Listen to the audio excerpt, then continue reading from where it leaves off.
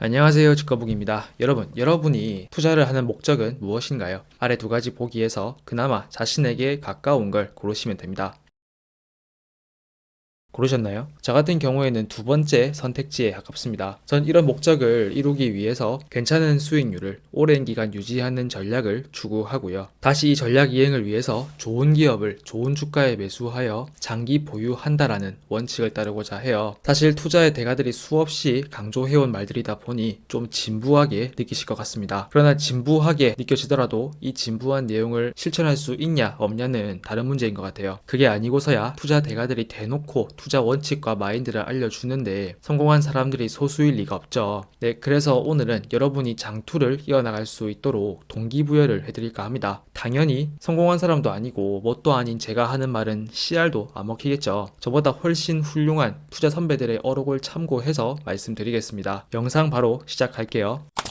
가끔은 확률적으로 좋은 결정이 나쁜 결과로 이어질 수도 있고 나쁜 결정이 좋은 결과로 이어질 수도 있다. 그러나 길게 보면 과정이 결과를 압도한다. 운과 실력의 성공방정식의 저자 마이클 모부시는 과정과 결과에 대해 이렇게 표현했습니다. 현실의 세계는 매우 복잡해요. 때문에 마이클 모부신의 말처럼 좋은 과정을 수행했더라도 좋은 결과를 얻지 못할 수도 있습니다. 좋은 과정은 단지 좋은 결과를 도출해낼 확률을 높여줄 뿐입니다. 즉 낮은 확률이지만 나쁜 결과를 맞이할 가능성도 배제할 수 없는 것이죠. 투자에 대해서도 마찬가지입니다. 투자 대가들의 가치관을 온전히 소화했고 이를 바탕으로 투자 원칙을 세웠다고 가정할게요. 투자 이익에 직결되는 요소가 투자 원칙과 투입 원금 그리고 투자 기간 이렇게 세 가지라고 보겠습니다. 어떤 좋은 투자 원칙에 따라 특정 포트폴리오에 투입된 원금이 있습니다. 이 포트폴리오는 어쩌면 정말 운이 안 좋아서 초반에 큰 평가 손실을 입을 수도 있어요. 그러나 장기적으로 본다면 결국 확률적으로 좋은 결과를 맞이할 수밖에 없을 겁니다. 어떤 확률이라는 건 시행 횟수가 적을 때는 우연에 의해서 확률과 크게 어긋나는 값이 나올 수도 있어요. 그러나 결국 시행 횟수를 높일수록 즉 투자 측면에선 투자 기간을 늘릴수록 정해진 확률이 도출될 겁니다. 말이 좀 어렵나요? 그러니까 제가 하고 싶은 말은 좋은 과정, 즉 자신만의 투자 원칙을 세웠다면 단기간에 성과를 보려 하지 말고 충분한 시간을 기다리자입니다. 만약 여러분의 투자 원칙이 좋은 과정에 해당한다면 결국 시간이 흐름에 따라 좋은 결과를 도출해낼 겁니다. 한편 나쁜 과정을 통해서 좋은 결과를 얻는 것도 가능해요. 그 확률은 낮지만요. 근데 이게 문제가 되는 건 이 좋은 결과를 자신의 능력 덕분이라고 여기는 겁니다. 시장 상황이나 여러 경제 요인들에 대해서 스스로가 예측 가능하고 통제할 수 있다는 생각이 들 땐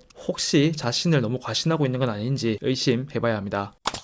모든 것엔 지불해야 할 대가가 있다. 돈의 심리학의 저자이자 미국 유명 경제 칼럼니스트 모건 하우절이 한 말입니다. 요즘 같은 하락장에선 매수를 할 때 평소보다 더욱 신중해집니다. 지금 내가 진입한 이후에 더 하락하면 어쩌나 하는 걱정 때문입니다. 그러나 바닥을 잡아서 손실 없이 최고의 수익을 내는 것은 우리 같은 보통 사람들에겐 불가능하죠. 저는 개인적으로 좋은 기업을 선정했다면 너무 비싸게 사는 것만 피해도 성공이라고 봐요. 어차피 좋은 기업, 그러니까 이익을 잘 내고 현금 흐름이 좋은 기업은 결국 그 가치가 꾸준히 상승할 거기 때문입니다. 모건 하우저에 의하면 시장 변동성에 의한 일시적인 손실은 먼 미래의 큰 수익을 위한 대가입니다. 대가는 피하면서 수익만 노리고자 매수 매도를 반복한다면 오히려 큰 대가를 치를지도 모릅니다. 오랜 시간 워런 버핏의 투자 전략을 연구해온 로버트 헤그스트롬에 의하면 장기 투자 수익률의 상당 부분이 전체 투자 기간의 극히 일부에 해당하는 짧은 기간 동안 나왔다고 해요. 즉 매수와 매도를 반복하는 그 과정 중에 이 짧은 대상승기를 놓친다면 가만히 있는 것만 못한 결과를 얻는 겁니다. 다시 한번 강조할게요. 올바른 투자 원칙에 따라 좋은 기업을 적정가에 매수했다면 그냥 가만히 있는 게 베스트입니다. 정말 미래 예측에 재능이 있는 게 아닌 이상 보유기업에 대한 분석 외에 뭔가 하려 하지 맙시다.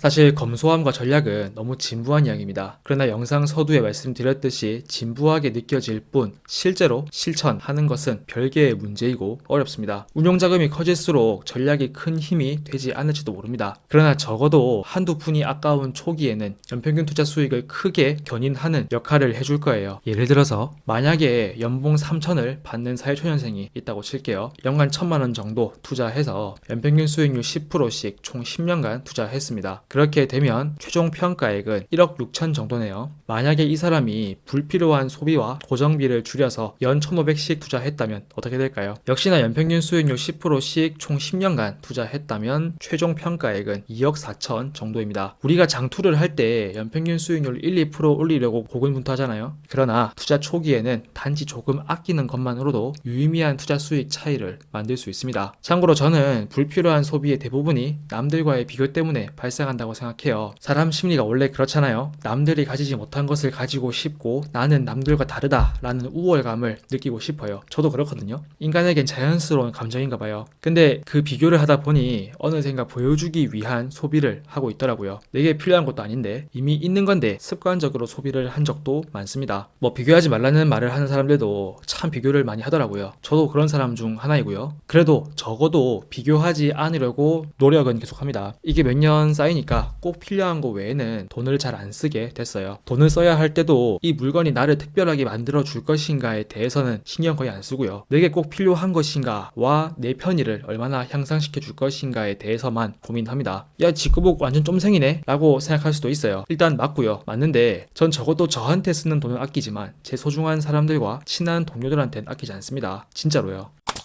네, 이상으로 장투 지속을 위한 그리고 조금이나마 수익을 올리기 위한 방법에 대해서 말씀드렸습니다. 정리하면 첫 번째, 좋은 과정을 오랜 기간 지속하면 높은 확률로 좋은 결과를 얻을 것이다. 단기간에 성과를 바라지 말자. 두 번째, 일시적인 평가 손실, 즉 변동성은 미래의 큰 수익을 위한 대가이다. 대가를 치르지 않고 수익을 얻으려 한다면 더 큰 대가를 치를 수도 있다. 세 번째, 투자 초기에 전략은 투자 수익 자체를 크게 끌어올리는 핵심 동력이다. 언제나 그렇듯 진부하다고 느껴지고 이미 알고 있는 것들이라도 실제로 실천하는 건 참 어렵습니다. 아무것도 하지 않으면 아무것도 잃을 것이 없기 때문에 마음 편하죠. 그래도 굳이 이 영상을 찾아보시면서 변화하고자 노력하는 분들께선 분명 실천을 통해 좋은 결과를 맞이하실 수 있을 거예요. 저도 아직 성공을 향해 달려가는 중입니다. 여러분과 함께 성공했으면 좋겠습니다. 오늘도 길고 부족한 영상 시청해주셔서 감사드리고요. 다음에 또 뵙겠습니다.